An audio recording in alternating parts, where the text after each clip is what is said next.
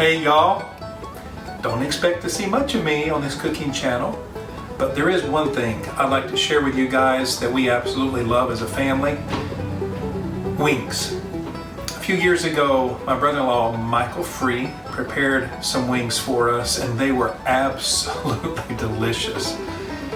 And we adapted the recipe that you're going to see in a few moments from this book. It may seem a little complicated, but I can guarantee you that it is not. There's basically only 3 steps.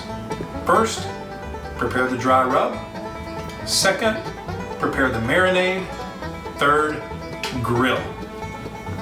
Here we go.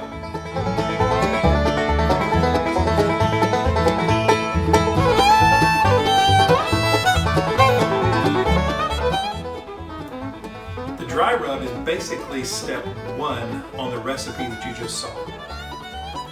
These are the 3 ingredients that you will use to mix up the dry rub, and this is how it will look after it's been mixed up. We are doing today double the recipe of wings, so therefore we double the recipe of the dry rub. 2 important things to remember. Number 1, rinse the wings very well, and then you must pat them dry. If you don't pat them dry as possible, then the rub will not stick evenly to the wings. Here's how I do it. Hold it over the bowl of the rub, just sort of dip it around a little bit, make sure it's evenly dispersed on the wing, drop it in the pan. Next one, take it over there, get it quickly through there, make sure it's evenly dispersed, drop it in the pan. After you've done all of these, you put the lid on it and stick it into the fridge and let it stay there for an hour or so. After you put it in the fridge is the perfect time to begin to work on the marinade. Hey everybody, my one contribution to Daddy's Wings is the marinade. I already have the butter and the minced garlic simmering here on the stove. It's been simmering about 3 to 4 minutes now, so it's time to add all of the other ingredients. If you're following along on your recipe, it's number 2 and number 3 of the instruction steps. So, first of all, the butter and the minced garlic. Then you're going to add in the Dijon mustard. Stir that up really good. Then we're going to add in the hot sauce. I've already measured everything out just to make it a little bit quicker. Actually, this measurement for the hot sauce is half of what the original recipe called for, so we just don't like things spicy, so we use half of it.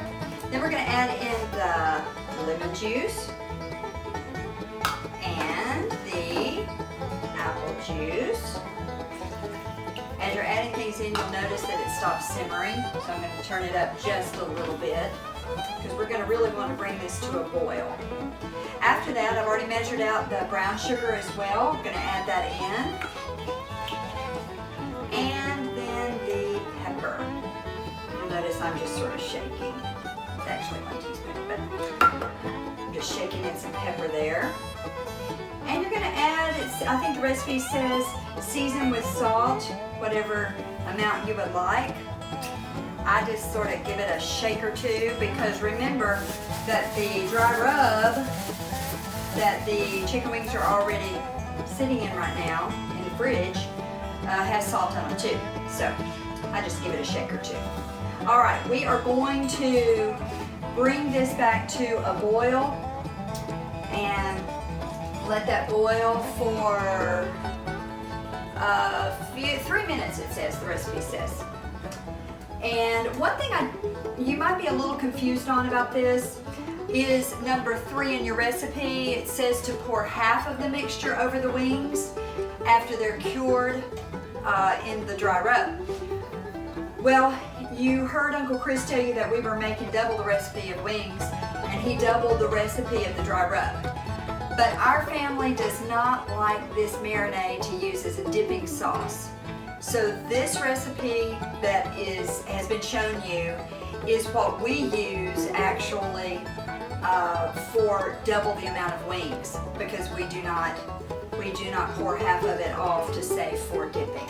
So I actually just made the recipe that was on the recipe you were shown, and it's going to make double the wings. All of that is in the recipe, and you'll understand that. So as soon as this has boiled for 3 minutes, you're going to let it set aside and cool for at least an hour. It's supposed to be room temperature. And then you're going to pour it over the cured wings that were out in the fridge. And then you're going to let it sit there in the fridge for 3 to 4 more hours and marinate. And it's time to grill. It's grilling time. First thing you need to remember is that all grills are different. So you will probably need to adjust these instructions to adapt to the specific grill that you have. A few keys to remember in order to get the perfect wings, or at least edible wings.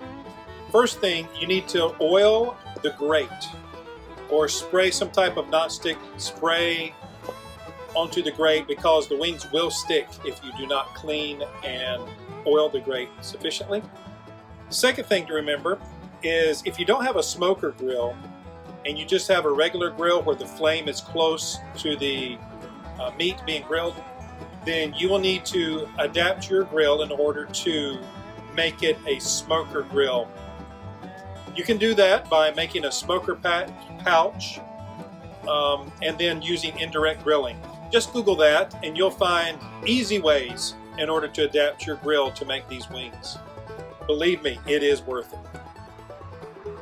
Thirdly, you should cook on medium heat, or if you have a thermometer, then 250 degrees should be the cooking temperature of the wings, and try to keep that as steady as you possibly can.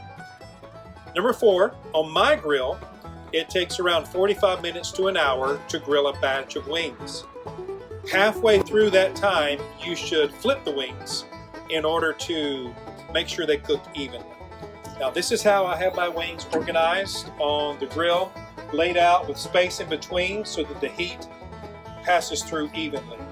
So you just stick them on there, shut it down, and just let it stay for 45 minutes to an hour, flipping them halfway through in order to ensure even grilling.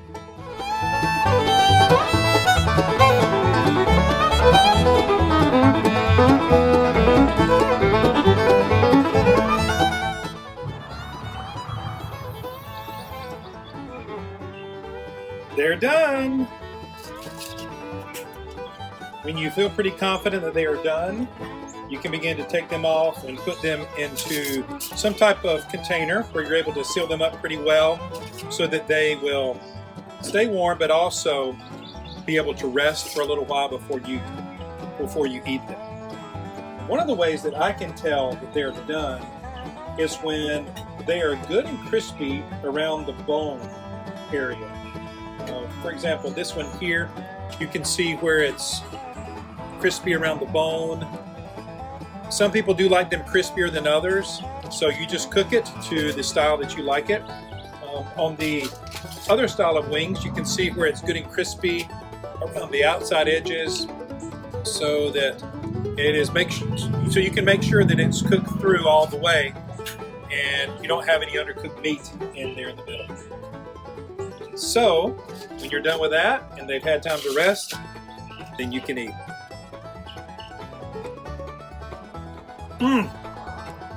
Ain't nothing like it.